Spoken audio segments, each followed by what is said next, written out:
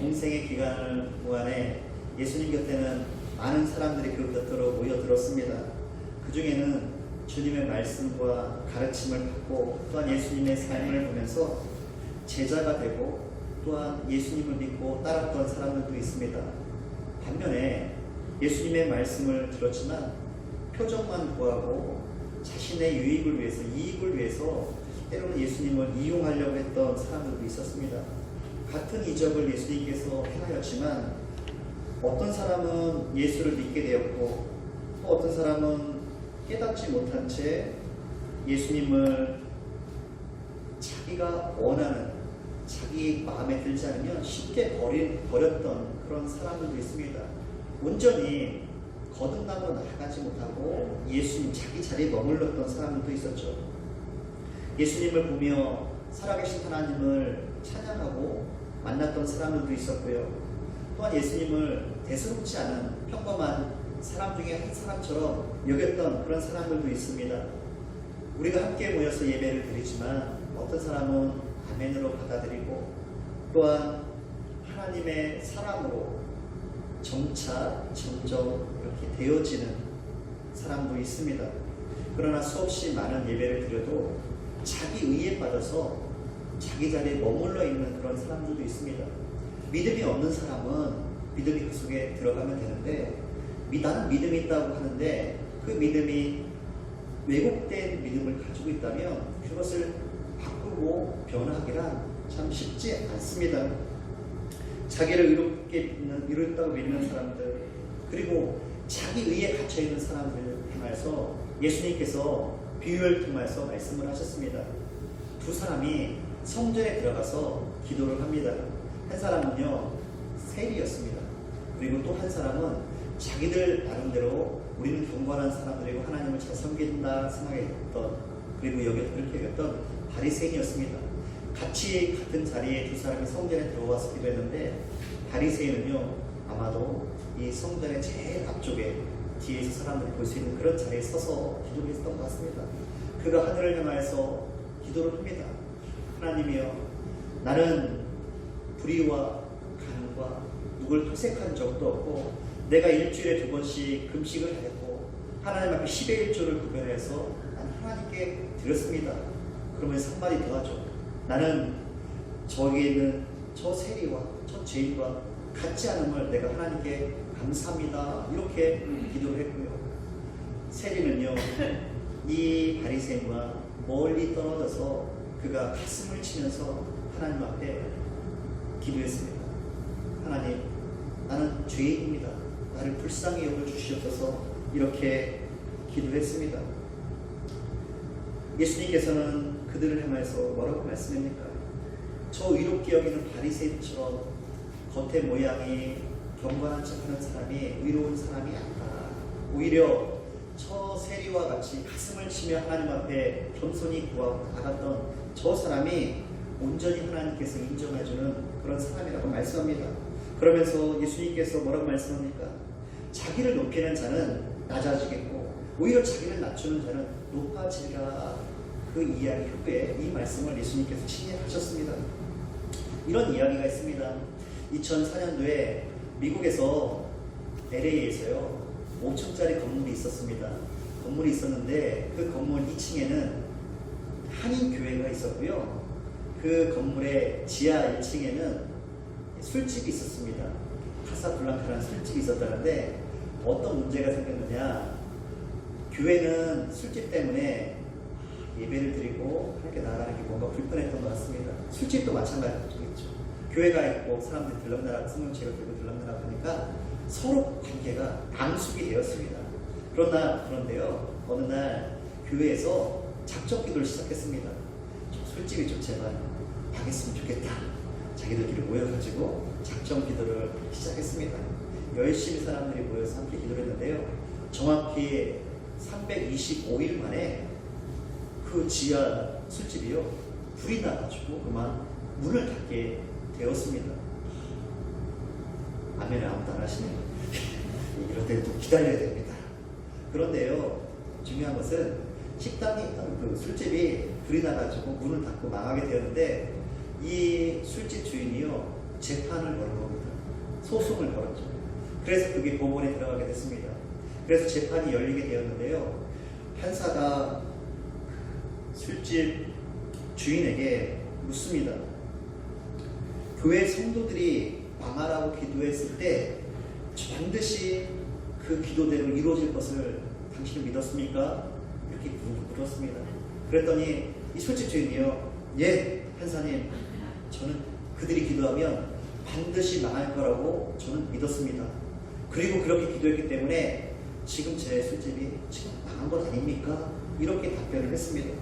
이제 교회 측 대표였던 장로님께 이 판사가 묻습니다. 장로님을 향하여서 이렇게 묻습니다. 교회에서는 이렇게 작정 기도를 했는데 그렇게 기도를 하면 지하에 있던 술집이 반드시 망할 것이라고 믿고 기도했습니까? 그렇습니다. 그랬더니 장로님은 이렇게 대답을 합니다.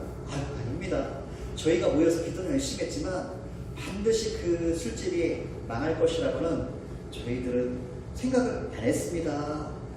이 내용이 코리아 타임즈에 게재가 되었는데요. 결론적으로 재판의 결과가 어떻게 나왔겠습니까? 이런 판결이 나왔습니다.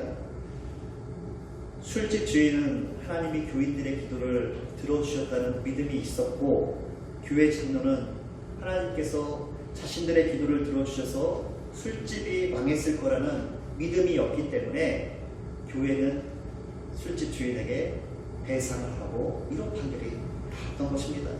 좀 씁쓸한 그런 내용이죠. 우리가 이 세상을 살아가게 되면요, 눈에 보이는 대로 믿고 살아가는 것은 어렵지 않습니다. 눈에 보이는 그대로요 믿고 따르고 이루어지는 것들을 따라가며 사는 것은 어렵지 않습니다. 하지만 보이지 않는 것을 믿고 믿음으로 온전하게 살아간다는 것은요 쉽지는 않습니다. 거기에는 경건의 훈련도 필요하고요, 영적인 성숙도 이루어져야만 합니다. 하나님의 뜻을 묻고 기다린다는 것은요, 어떻게 보면 좀 외롭고 좀 쓸쓸하고 긴 인내의 시간이 필요하죠. 하지만 내가 원하는 것을 구하고 내 뜻에 맞게 하나님의 생각을 좀 바꾸려고 하는 그런 기도는요 쉽게 할 수 있습니다. 아브라함이 조카 롯과 함께 이제 목축을 하며 생활을 하고 있었는데 소유물이 계속 늘어나게 되니까 아브라함이 조카 롯을 향해서 이야기를 합니다. 너희가 지금 너희들의 양떼를 지킨 사람과 나의 양떼를 지킨 사람들이 서로 목자들이 다툼이 일어나게 되니까 우리가 서로 좀 나누어서 생활하면 좋겠다. 그러면서 롯을 향해서 먼저 이야기를 합니다. 네가 먼저 원하는 땅을 선택해라. 그러면 네가 자하면 나는 우하고 네가 이쪽을 택하면 나는 이쪽을 택하겠다. 이렇게 이야기를 했죠. 아브라함이. 롯이 먼저 땅을 둘러보게 됩니다. 롯이 본 땅은요 요단 지역에 그래도 그쪽 지역에 좋은 땅이 눈에 들어왔습니다. 그래서 그쪽을 향해서 자기가 그곳에 정착합니다. 그쪽 지역을 보니까 물도 넉넉하게 있었고요. 표현해 보면 에덴 동산과 같았다고 기록을 하고 있습니다. 그래서 롯은요 그 자리에 머물게 됐습니다.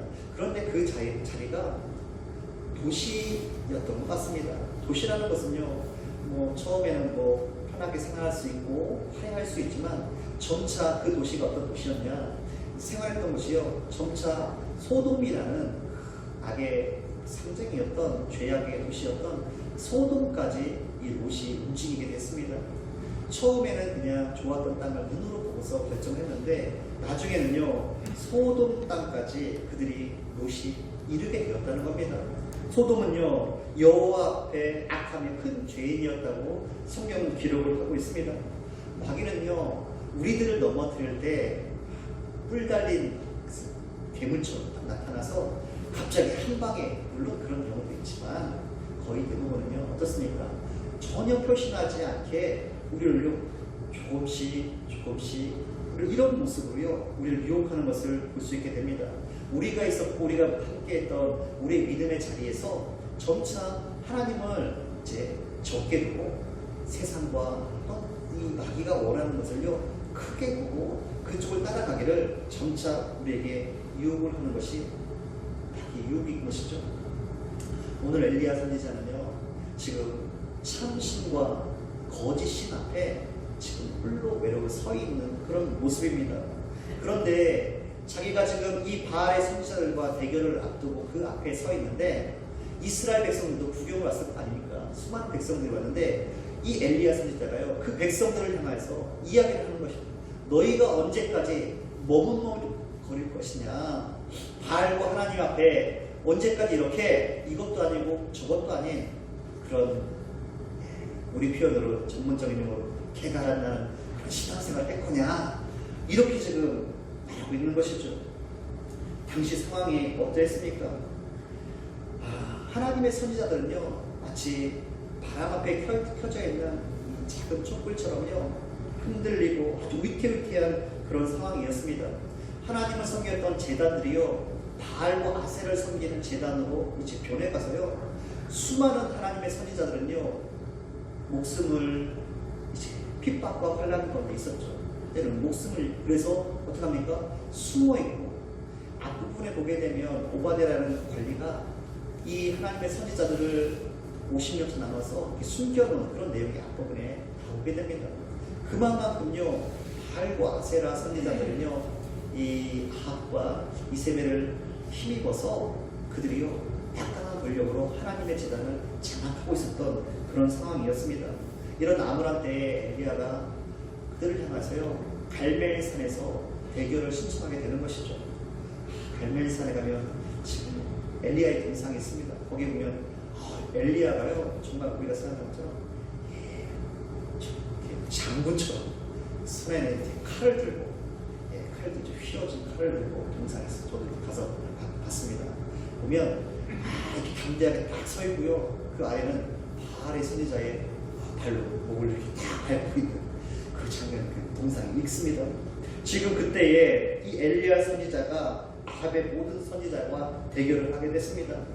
아합은요, 이 선지자들을 전국에서 모으게 됩니다. 전국 모든 그런 민족들에게 이 자기들 바알의 선지자, 아세라 선지자들을요, 불러 모으게 됩니다. 그런 상황을 볼 때 어떻죠? 전국에 그만큼 이 우상들이요, 퍼져 있었던 것을 볼 수 있게 됩니다. 그리고 지금 이 둘 사이에서 이제 모여서요, 그 앞에 정말 불로 응답하는 신이 누구인가, 그것을요, 불을 내려서 제단에 짐승을 들여서 그것을 결정하는 그런 대결의 장면이 이루어지게 됩니다. 엘리야가 머뭇거리고 있는 백성들에게 말을 하고 있습니다. 그들은 단순하게 하나님과 바알 사이에서요, 마음적으로 미적미적되는 그런 것뿐만 아니라 당시 상황이 그랬습니다. 당시 상황이요, 마음이 나눠져 있다는 것이죠. 하나님께서 보시기에도 이 백성이 하나님을 온전하게 섬기는 것도 아니고 완전히 버린 것도 아니고, 그렇지만 바알과 아세라를 섬기는 마음, 두 마음을 함께 품고 있었던 그런 나누어진 백성들의 마음에 전국을 찔러서 분명하게 너희들이 어떻게 결단할 것인지를 요구하고 있는 그런 상황입니다. 대다수 백성들은요, 물론 당시에 왕과 왕비가 이 권력을 힘에 얻고서 백성들한테 담합촉하니까 물론 어쩔 수 없이 되는 그런 상황도 있었을 것입니다. 그렇지만 그렇다고 해서 그들이 계속해서 전통적으로 이루었던 하나님께서 이끄시고 인도하신 그 상황과 그 놀라운 수많은 체험을 했던 하나님을 그냥 쉽게 내려놓는 그런 상황들 속에서 너희가 미지근한 신앙으로 말미암아 하나님의 너를 격발시켰던 그 상황에 대해서 엘리야가 지금 그들을 깨우쳐주고 있는 것입니다. 오늘날에도 마찬가지입니다. 하나님과 다른 것들, 하나님보다 더 크게 두었던, 하나님보다 더 소중하게 두었던 것이 우상이든 아니면 우리가 생각하는 어떤 일이든 상황이든 그런 자들에게 하나님은 말씀하고 있습니다. 과감하게 신앙적인 결단을 너희가 택하라, 이렇게 하나님께서 말씀하고 있습니다. 마귀는요, 계속해서 우리에게 적극적으로 살지 못하도록 방해하고 있습니다. 그러면서 속삭이는 것 중에 하나가 대충 해라, 거기까지만 해라, 그렇게까지 열심히 할 필요는 없다, 그냥 그 정도만 해도 충분해. 그래서 생겨난 말이 무엇이죠? 중간만 해도 괜찮다, 이렇게 유혹을 하는 것이죠. 그 정도만 해도 물론 세상에서는요, 딱 중간 정도만 해도 남들한테 손가락질 받지 않고 얼마든지 어느 정도는 살아갈 수 있죠. 하지만 우리는요, 하나님 앞에 최선을 다해야 되는 것이죠. 이 마귀는 계속해서 어느 정도, 거기까지만, 그 정도만, 죄도 충분해. 중간만 해도 괜찮아. 이렇게 우리를 유혹하고 속삭이고 있는 것이죠. 군대 훈련소에 가보니까 중간만 가라는 얘기가 절실하게 느껴지더라고요. 그러니까 서 있어도요, 무슨 따로 작업을 시킬 때는 제일 끝쪽에서 야, 이준 나와! 제일 대입처럼 나와. 그리고 작업을 할 때도 어설프게 끝쪽에서 하면요, 더 힘든 작업을 끝에 있는 사람 잘라가지고 나와! 그리고 데려가고. 그래서 서로 작업할 때도 가운데 정도만 가자. 야, 이것이 우리가 군대 생활 잘하는 비결이다 하고 서로 가운데 쪽에 하고 이렇게 했던 기억이 있습니다. 결정적으로 훈련이 끝날 때 제가 군대 얘기를 하니까 우리 남자 집사님들은 귀를 쏠기도 하시는데 마지막에 모든 훈련을 끝내고 이제 자대 배치를 받습니다. 자기가 생활을 부대를 가는데 그 당시만 하더라도 야간 열차를 타고 왔거든요. 새벽에. 그래서 논산에서 기차를 타는데 그때 마음에 하나님 드는 생각에 하나님 중간만 갔으면 좋겠습니다. 저 후방도 바라지 않고요. 전반보다 그냥 중간 정도만 갔으면 좋겠다. 이렇게 좀 어린 마음에 기도했던 생각이 나는데요. 근데 그 기차가 경력대 타는데요. 정말 밤 12시 넘어서 하여튼 출발했던 것 같은데 기차를 타는데요. 대충 이렇게 보니까 제가 있던 자리가 그래도 중간 정도로 되는 것 같더라고요. 그래가지고 잠도 안 오죠. 그런데 기차가 출발합니다. 출발을 해가지고 제일 부러웠던 게 논산에서 출발했는데 연산에 첫 번째 딱 서자마자 내리는 동기들이 창문 너머로 손도 못 흔들고 앞에서 가만히 있으면 분기가 잡혀가. 그랬더니 속으로 정말 부럽다. 그랬더니 가다가 대전에서 또 많이 내리더라고요. 그 동기들을 향해서 부럽다 그러면서 나는 중간이니까 중간 정도로 가겠지. 왜냐하면 타기 전에 그런 이야기를 했었거든요. 제일 앞에서부터 내리던가 제일 뒤에서부터 내린다. 그러니까 중간 정도는 그래 중간 정도로 간다. 그러니까 앞에서부터 내려도 중간이니까 뒤쪽에 있고 뒤에서부터 내려도 그래도 중간이니까 전방은 앞쪽에 가겠지. 그랬더니요. 나중에 막 내리고 잠도 안 와요. 잠이 하나도 안 오고 밤을 새서 아침에 도착하는데 잠이 하나도 안 옵니다. 기차가 점점 올라가죠. 경기도, 평택, 지나서 수원. 여기만 해도 괜찮다. 근데 그냥 저는 내리지 않고 계속 갑니다. 그러니까 어느덧 보니까 용산이더라고요. 야, 중간이니까 이 정도 되겠지. 여기 내리면 되겠지. 했는데 갑자기 저는 내리지 않고 기차 보니까 동기들은 내리고. 그러니까 제일 나중에 아침에 내려서 보니까요. 의정부 제일 종착역까지 제가 갔습니다. 그래서 신기하다. 왜 앞에서부터 사람들 뒤에서 내려야 되는데 왜 다 가운데 정도인 것 같아. 보니까 제가 정말 정 가운데 있어요. 제 칸, 앞칸하고 뒷칸은요 병력이 그대로 있습니다. 세 칸. 근데 그 세 칸이 종착역 의정부까지 간 거예요. 내려서 보니까요 어떻게 내렸냐. 앞에서부터 내리고 뒤에 내리고 중간 세 칸 그대로 남고 앞에 내리고 뒤에 내리고 앞에 내리고 되다가 세 칸만 남게 되더라고요. 그래서 의정부에서 얼마나 마음이 씁쓸했던지.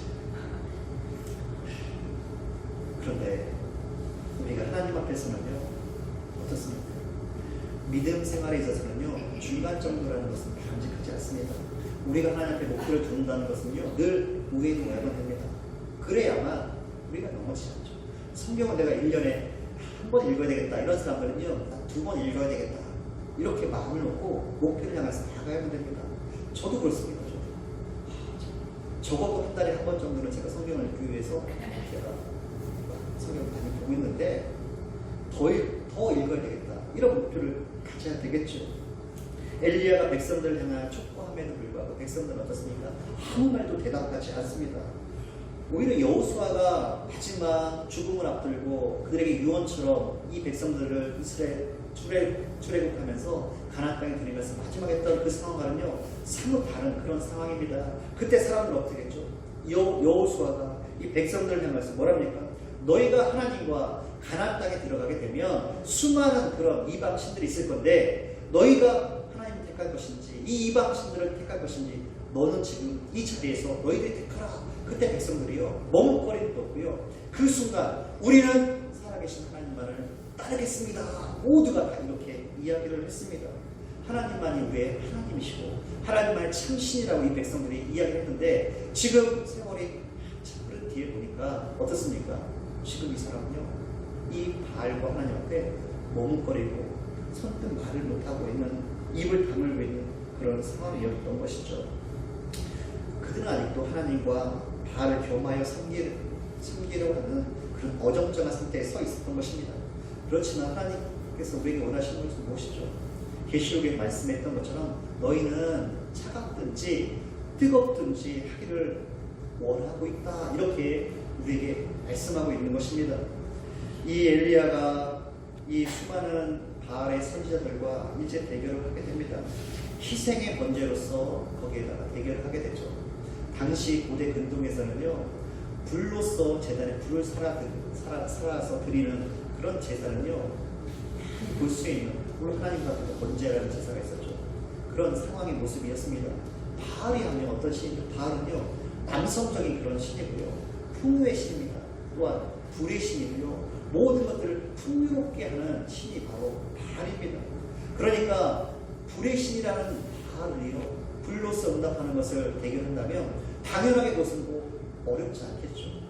바알의 신이 그런 신이니까. 근데 엘리야가 바알의 선지자들과 함께 대결을 하고 있는 것을 보게 됩니다. 불의 신이었던 바알은요 결국에 어떻습니까?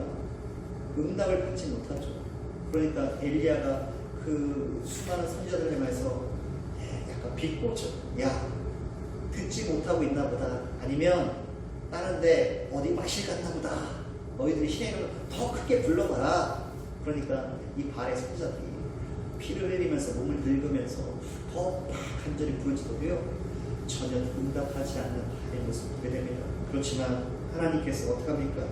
하나님께서는요 거기 제단에 오히려 물까지 이렇게 뿌렸음에도 둘렀음에도 불구하고 하나님께서 그 제단에 임하심으로 말미암아 정말 불로 임하는 신이 하나님이심을 하나님께서 보여주셨고요. 하나님만이 참신임을 이 바알의 선지자들과 아합과 이세벨과 또한 그 사이에서 머뭇거리고 있는 이 백성들 앞에 확실한 증거로 보여주신 것입니다. 여호와 하나님께서 불로 임하셔서 불의 모든 것들을 다 태워 보셨습니다. 우리는요 헛된 것을 바라보지 마시기 바랍니다. 오직 하나님만 바라볼 수 있기를 바랍니다. 상황이 때로는 힘들고 위태한 상황이 온다 할지라도 타협하려고 하지 말고 오히려 하나님의 말씀 속에서 기도로서 하나님께서 지혜를 구해서 내가 무엇을 향해서 내가 어디로 가야 됩니까? 하나님께 묻고 그대로 따라갈 수 있는 영적인 분별력을 가지고 있는 주의 성도들이 되시길 바랍니다. 자루나 우루나 유루나 치우치지 말고 주님의 부르심에 주님의 말씀에 담대함으로 나아가시길 바랍니다. 엘리야 앞에 불로 응답하였던 하나님께서 저와 여러분들 앞에 그러세요. 불로 응답하십니다. 우리 속에 있는 것들을 성령의 불로 소멸시켜 주시고 우리 속에서 다시금 뜨겁게 무디어진 마음들 속에 다시 한번 새롭게 불타오르도록 성령께서 우리를 도와주고 계십니다. 엘리야 앞에 불로 응답했던 그 하나님께서 오늘도요 하나님을 간절히 찾고 부르는 자에게 만나주심을 믿으시기 바랍니다. 우리에게 진리를 깨닫게 하여 주시고요 우리 인생의 길을 비춰주시고 불기둥과 구름 기둥이 되어서 우리와 동행하신 하나님을 찬양하며 이 한 주도 승리하시기를 주의 이름으로 축원합니다.